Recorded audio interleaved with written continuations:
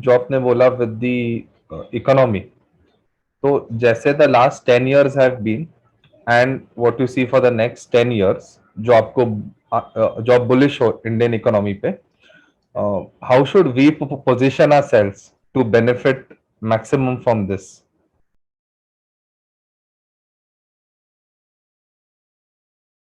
Integrated network जो पूरे हिंदुस्तान का बना, उसका इंपैक्ट धीरे धीरे करके लार्ज जो बड़े बड़े कॉर्पोरेट्स हैं हिंदुस्तान के, उसमें भी दिख रहा है। एंड मैं इसको स्पेसिफिकली बताने की कोशिश करता हूं। इन द लास्ट 10 years हमारे हिंदुस्तान की रियल जीडीपी ग्रोथ, यानी कि GDP growth minus inflation, and I would say inflation CPI, तो रियल जीडीपी ग्रोथ जो है वो अंदाजन 4% के करीब है। एंड जो लार्ज कॉर्पोरेट्स हैं, उनका जो रेवेन्यू ग्रोथ है, वो आप यूं समझ सकते हैं कि double the growth rate of GDP है। यानी कि approximately 8 to 10% is the revenue growth of the large corporates of Indian economy, may be top 20-25 corporates, आप यूं समझ सकते हैं। बेस्ट पार्ट ये है कि इन the last 10 years, especially the large 20-25 corporates have been able to convert this revenue growth into wonderful PAT growth and cash flow growth. PAT growth जो है in the recent times has grown by almost 15 to 20%, यानी कि 15 से 20% PAT growth हो रहा है year on year, and approximately 25% से grow हो रहा है cash flow growth year on year. Wow! यानी आप सोचो, इतनी बड़ी बड़ी कंपनीज जो कि जायंट्स हैं, हाथी हैं, एंड वो हर साल लगातार, पहली बात तो टॉप लाइन ग्रो हो रहा है उनका 8 से 10%, फिर उसको एक तरह से ट्रांसफॉर्म कर पा रहे हैं इन द अर्निंग्स, यानी कि प्रॉफिटेबिलिटी, एंड साथ में प्रॉफिट जो है वो कैश में आ रहा है, यानी कि कैश फ्लोज भी बढ़ रहे हैं। अब आप सोच रहे हैं ऐसा कैसे in the last 10 years has been possible? Because of three things apart from what government did. यानी कि जो गवर्नमेंट ने किया उसका इनको क्रेडिट नहीं जाएगा, मगर जो इन्होंने किया उसका क्रेडिट इनको जाएगा। वो तीन चीजें हैं। पहली है ऑपरेशनल एफिशिएंसी, यानी कि उन्होंने ऑपरेशंस को इतना एफिशिएंट बना दिया, इतना टेक्नोलॉजी ड्रिवन बना दिया, बिग डाटा ड्रिवन बना दिया, कि उनको लगा कि ऑपरेशनल एफिशिएंसी से हम स्क्वीज कर सकते हैं profitability and cash flow. Second is working capital efficiency, यानी कि by delaying the payables and managing the receivables, and साथ में आई एम श्योर हमारे आज की इंटरेक्शन में कई सीएक्सओज भी हैं, तो वो समझते होंगे ये वाली पूरी भाषा। एंड साथ में इसके अलावा ये जो वर्किंग कैपिटल एफिशिएंसी में जो इन्वेंट्रीज हैं, जहां पहले इतनी कॉस्ट ब्लॉक हो जाती थी इन्वेंट्रीज को मेंटेन करने के लिए, अब हम जस्ट इन टाइम तक ऑलरेडी पहुंच गए हैं जेआईटी पे। तो यानी कि इन्वेंट्रीज का जो एक तरह से मैनेजमेंट हो रहा है वो भी और रॉबस्ट इन्होंने करना शुरू किया। एंड थर्ड, जिस तरीके से ये एसेट्स को टर्न अराउंड कर रहे हैं, यानी कि जिस तरीके से कैपेक्स कर रहे हैं और कैपेक्स के बेसिस पे जो कैश फ्लोज जनरेट कर रहे हैं, I would put it this way, assets efficiency, ये तीन efficiency, operational, working capital and asset efficiency, have been the major contributors for transformation of this revenue growth into PAT and cash flow growth.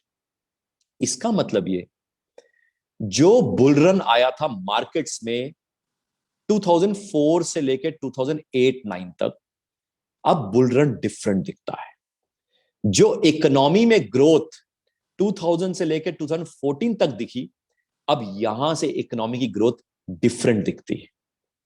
And मुझे लगता है कि जिस तरीके से हिंदुस्तान पूरा इंटीग्रेट हुआ इन द रीसेंट टाइम्स, तो जो लोकल किंग थे ना, जैसे कोई पंजाब का ब्रांड, कोई महाराष्ट्र का ब्रांड, वो लोकल किंग्स खत्म हो जाएंगे आने वाले जमाने में क्योंकि बड़े बड़े जो कॉर्पोरेट्स हैं ये उन लोकल किंग्स को अक्वायर कर लेंगे। सो इसका मतलब ये, वर्ल्ड क्लास की लो कॉस्ट टेक्नोलॉजी डेवलप हो रही है इंडिया में। एंड अभी तो आप ये सोचो कि अभी तक हमने अपनी तो टेक्नोलॉजी बनाई नहीं, जिस दिन हम अपनी टेक्नोलॉजी बना लेंगे तो सोचो हमारी कॉस्ट और कम हो जाएगी। यानी कि वर्ल्ड क्लास टेक्नोलॉजी बनाने के कारण मुझे लगता है कि अगर आप इस डाटा को सुनो, आप हैरान हो जाएंगे। 1991 में जो टॉप 20 प्रॉफिट जनरेटर्स थे, यानी कि जो टॉप 20 कॉर्पोरेट्स थे, वो अप्रोक्सीमेटली उस जमाने में approximately 15% of the total profits generated of India वो टॉप 20 बनाते थे। यानी कि 1991 में टोटल प्रॉफिट्स जो हिंदुस्तान में बनता था, कॉर्पोरेट प्रॉफिट्स, टॉप 20 कंपनीज उस पूरे कॉर्पोरेट प्रॉफिट्स का 15% कॉर्पोरेट प्रॉफिट बना लेती थी। 2010-11 के आसपास वही टॉप 20, वही आई मीन टू से सेम 20 कंपनीज नहीं, मगर top 20-25 companies 30% of the total profit जो हिंदुस्तान के कॉर्पोरेट्स बनाते थे वो टॉप 20-25 कंपनीज बनाती थी। 2019 में अंदाजन जो जितना भी कॉर्पोरेट प्रॉफिट्स बनता था हिंदुस्तान में, उसका 60% टॉप 20-25 कंपनीज बनाती थी। एंड अब आफ्टर दिस कोविड क्राइसिस 2021 की बात बता रहा हूं मैं, अगर आप डाटा को देखें तो जितना भी कॉर्पोरेट प्रॉफिट्स जनरेट हुआ है 2021 में, उसका 80% of the profits have been generated by 20-25 top large companies. So ideally इसका मतलब ये डिसरप्शंस कई तरीके से आ रहा है। पहला, बट ऑब्वियस है, स्मॉल प्लेयर्स जो हैं, एमएसएमईज जो हैं, जो आखिरी पड़ाव पे खड़े हैं, वो तो डिस्ट्रॉय होंगे ही होंगे, इसलिए वो परेशान होंगे ही होंगे। दूसरा, इवन इन बैड टाइम्स, जब ये 2020 का जब ये चैलेंज शुरू हुआ, आप सोचो ये जो बड़े बड़े कॉर्पोरेट्स थे, इन्होंने कितनी जल्दी अपने आप को अडेप्ट कर लिया, एंड साथ में अडेप्टेबिलिटी के साथ इन्होंने कितना ह्यूज कैपिटल रेज कर पाए from the markets at a very very low cost. जैसे एज एन एग्जांपल अगर मैं बात करूं, टाइटन ने अपनी जितनी भी ज्वेलरी फ्रेंचाइजीज थी उनके लिए पैसा रेज किया 4% पे, जहां लोकल ज्वेलर बेचारा परेशान हो रहा था। तीसरा इंपॉर्टेंट पॉइंट ये है, जो डिसरप्शन मेरे को दिखती है, वो ये है कि जिस तरीके से इन्फ्लेशन बढ़ी है और बढ़ेगी, हम एक मल्टी ईयर रॉ मटेरियल या कमोडिटी इन्फ्लेशन साइकिल की तरफ चल चुके हैं, एंड ये चलता चले जाएगा।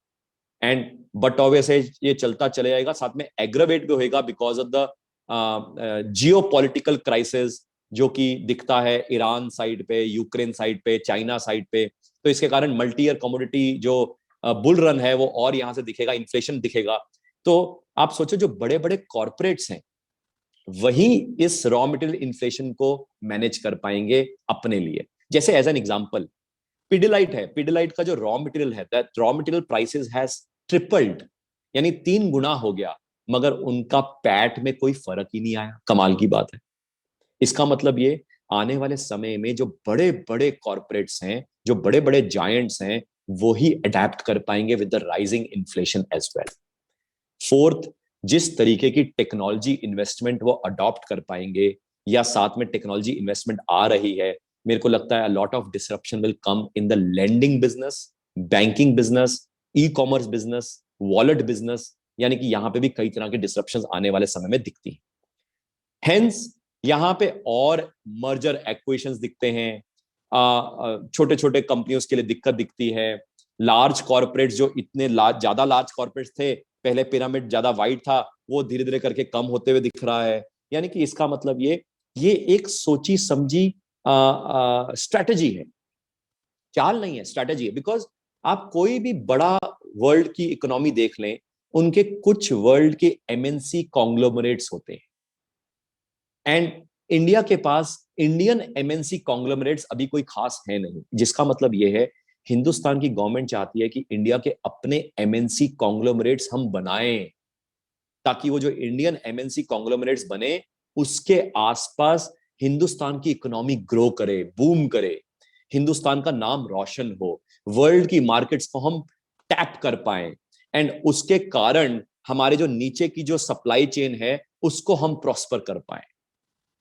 इसका मतलब ये $5 ट्रिलियन इकोनॉमी, $10 ट्रिलियन इकोनॉमी वो छोटी छोटी कंपनीज से नहीं हो पाएगा। वो अल्टीमेटली हमें अपनी ही एमएनसीज, इंडियन एमएनसीज को कॉन्ग्लोमरेट्स बनाना पड़ेगा, एंड उसी डायरेक्शन में ये काम हो रहा है at least for the last 10 years।